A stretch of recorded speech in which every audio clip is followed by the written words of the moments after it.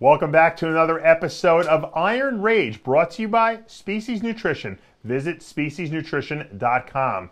I'm Dave Palumbo, and I'm here now with the ragiest rager of all time, John Romano. What's up, John? How's everything going over there? The ragiest rager of all time? Yeah. That sounds like a scorching case of herpes. Well, today's topic, okay, is a special one because it's actually, I guess, in memoriam of the presidential election, and it's about sore losers, John. Because in this presidential election, there's a lot of people that didn't want to see Donald Trump win this thing, and they're still complaining and protesting, specifically Hollywood, and just crying about it. They need days off from college to recuperate, and you know. We don't just see this in the general public. We see this in the bodybuilding world too. You know, there's been a lot of people who have been sore losers. We're going to go over some of these cases and bring them back and explain and try to figure out why people are sore losers. Because I very rarely have ever seen a sore winner. You always have very good winners. There's been some cocky winners, but there's never been a sore winner. But let's talk. But there's a caveat to that. You know the old saying, if you show me show me a good loser, you know, it's if you show me a good loser, I'll show you a loser. Yeah. Because if you're good at losing, yeah, right. It's okay with you. Yeah, that's true. So it's a balance you got to strike there between, you know, wanting to win and how graciously you lose. You got to lose graciously, but you're not going to swallow. You're not going to do anything about that desire that you just, you know, torched. Yeah, but the problem is you're not supposed to let anyone else know that you're upset about it. That's what a sore loser is. A sore loser lets the world know that they're a sore loser. Now, I know you particularly have a real axe to grind with some of these anti-Trump people out there. What do you say to them? Why do you think these people are? Do they really think that Trump's not going to be president? I mean, did they think that they were going to somehow convince the electoral vote people to say, you know what, you're right, let's go back to Hillary Clinton? The most perplexing thing is they think that their presence matters, that it's going to cause an effect, and it does absolutely nothing. But now, you know what's interesting though, this women's movement led by, you know, Madonna or, you know, whomever, you know. Some estimates over 1 million people, 500,000, 250,000, you know, in different states, all across the world. Right. Okay, people were protesting yesterday. To what end? What did they get out of that? Now, my question is not only is Trump to be lauded for getting, you know, 500,000 fat women to walk, and Michelle couldn't do that in 8 years. So other than that. You know, the fact that you know that number of people turned out for that bullshit expression of bullshit, they could have imagined the energy that they could have harvested with 500,000 people and go to a VA hospital or go to a shelter in your local community, go to a school that's, you know, corroded and crumbling, and, you know, donate that time and fix it up. You know, and do some kind of action for your community. Instead, they're, you know, women dressed like vaginas with pink hats on, trying to make us believe that they have some kind of, you know, fucking rights that they're not getting right now. Because as far as I know, you know, women have pretty much equal rights. I don't know of, you know, any woman who can't vote, can't drive a car, has to be told what to wear, you know, can't leave the house without an escort like many other countries practice. So it's a total giant waste of energy, made even more egregious by the fact that the cause of it isn't even true. Right. It's all of the ire is based on fake news. Yeah. So, you know, they're out there. It's like Michael Brown. You know, hands up, don't shoot. It all turned out to be false. We got Black Lives Matter from a lie about Michael Brown. Yeah. That's the shit that happens. So it's beyond fucked up. These people are beyond help. But this is cutting to the chase again. The sore loser aspect is, I guarantee you, and I don't know statistics, I guarantee you at least 50% of those people that marched didn't vote for Hillary Clinton because they didn't vote. I'll guarantee it. Right. I'll guarantee it. Where were all these supporters on the election day? That's been proven. Polls have been taken. Yeah. The numbers are like over 70% of the people protesting didn't vote. And they're But protesting. they're being paid to protest. Yeah. George Soros, one of George Soros's 50 organizations, contrived to undermine the Republican Party and Donald Trump, is paying thousands of people like $25 an hour to riot in the streets. Yeah, I don't know about that. They're professional protesters, and the majority of them have no idea what they're protesting. Zero, none. All they know is, hey, this is a great opportunity to torch a limo. Yeah. Well, I guess everyone's got to have a passion in life. Some people want to be professional protesters, and they're for hire, I guess, from what you're telling me. Let's talk about the sore losers in bodybuilding. Over the years, obviously, we've seen plenty of them. Probably the most recent one was the guy, Giannis Magos, who punched out the MC of the show at that Diamond Cup in Greece. We had him on the show. We talked about this ad infinitum. I mean, he has to be the ultimate sore loser of sore losers. Now, whether he had, the right to feel the way he did or not is debatable. But the truth of the matter is he was a sore loser because he couldn't even, walk away gracefully. We've seen sore losers, John, throughout history in bodybuilding. I know Mike Menser, when he lost at Olympia in 1980 to Arnold Schwarzenegger, he never recovered from it. Some people have let the sore loser affect their whole life. And if that ended his life. That was, he carried that to the very end. That ruined him. I mean, it was just something he could not.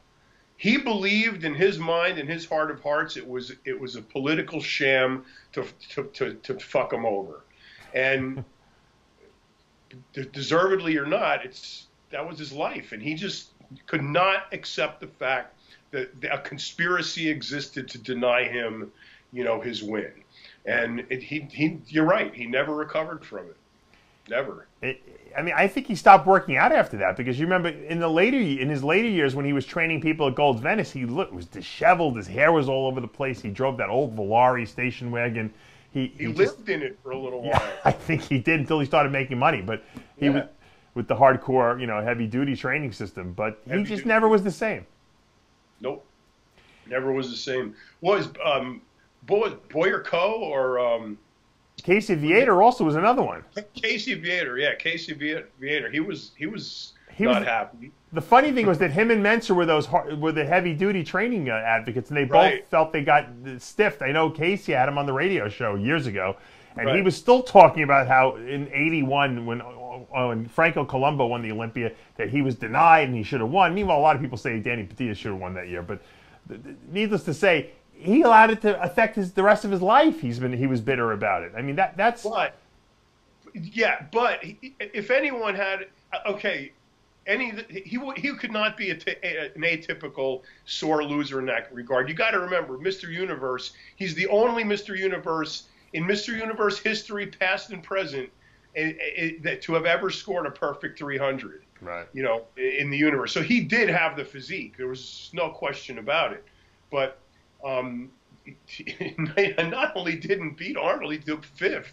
Yeah. So it was the destruction. I mean, it's completely, not even humbling, just completely destructive. Right. It destroyed him. Well, I mean, we've seen sore losers, obviously. I mean, there's been people who have been graceful losers. And no one wants to be a good loser, like you said, John, but graceful losing is the sign of a mature person.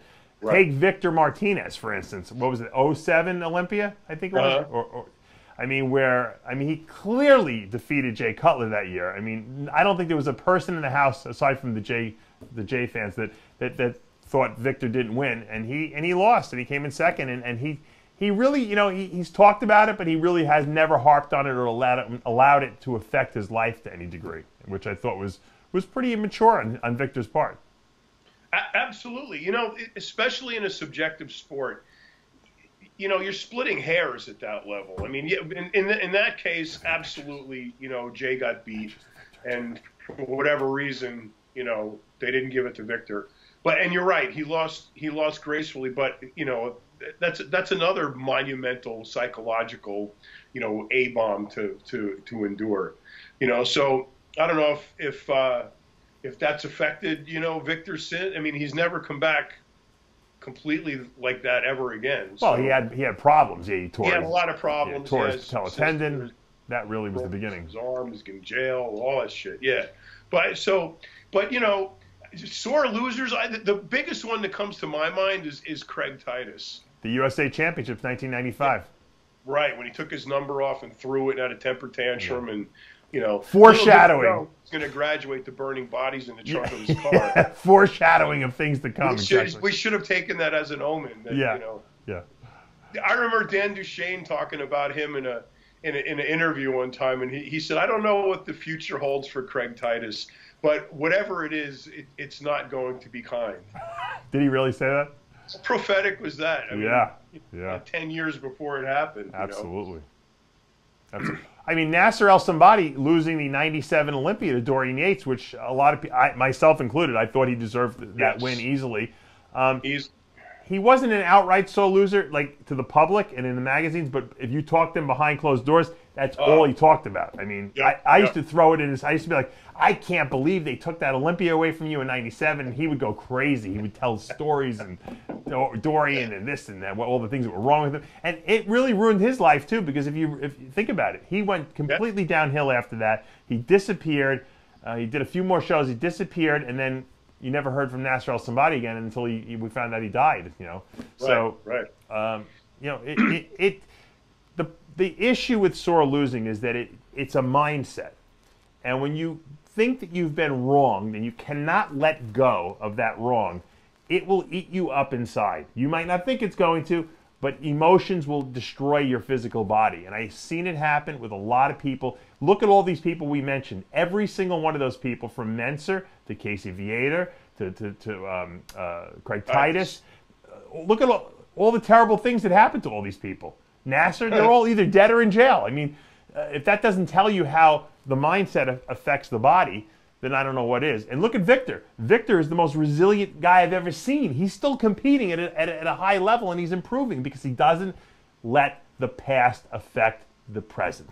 And I think that's really, John, the take-home message here. Yep. Sore losers destroy their life because they allow their mindset to affect how they live the rest of their life. And it's just not acceptable, And that's why these Trump deniers and all these other things, they're just creating a negative vibe for their life. Get over it.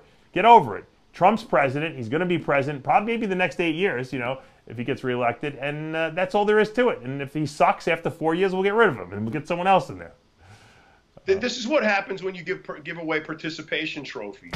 When everybody wins, and there's no losers. Right. Because that's what they're teaching these morons. And it's not true. In life, there's winners and there's losers. Yeah. And winning doesn't come by accident. It comes by hard work and dedication and vision and passion and drive and all of that shit. And even with the best laid plans, you're not always going to prevail. And you may lose. You're going to lose. So you got to accept that. To promote a belief or a philosophy that there's no such thing as a winner, that you didn't build that there's no trophies for first place. It's just as long as you all participate and have fun. Well, that works behind the fence, in the schoolyard. But, out in the real world, that is just not the way things happen. And this is why we have millions of people or hundreds of thousands of people wasting their time walking up and down the street, burning shit up, chanting these stupid things, saying the most incredibly ludicrous, reciting the most incredibly ludicrous facts that they believe are true, which are completely not. And they're what do they think they're going to do? Trump is not going to resign for you. So suck it up, Buttercup. Get used to it. We put up with Obama for 8 years. Now it's your turn to put up with somebody. And next time, if you want to do something about it, go out and freaking vote. How about that? Vote, you fucking moron. Yeah. How can anybody be pissed off of the outcome and protest it when they didn't even vote? Right. They didn't even participate. It's like I mean, I can't even imagine. It's like wearing a T-shirt of the Super Bowl. You didn't even go to the game. You know, it's like how do you fathom that degree of abject stupidity and live with yourself every day? I mean, do these people not own mirrors? It's all about the mindset, guys. Don't be a sore loser. Be a winner in your head. If you don't like something doesn't work out the way you want it, see it as a message. I always see it as a signpost telling me, go a different direction, or take this and learn a lesson from it, and it'll make you that much better. Otherwise, the alternatives, it will destroy you. Don't let it destroy you. Don't be a sore loser. I'm Dave Palumbo with John Romano for another episode of Iron Rage.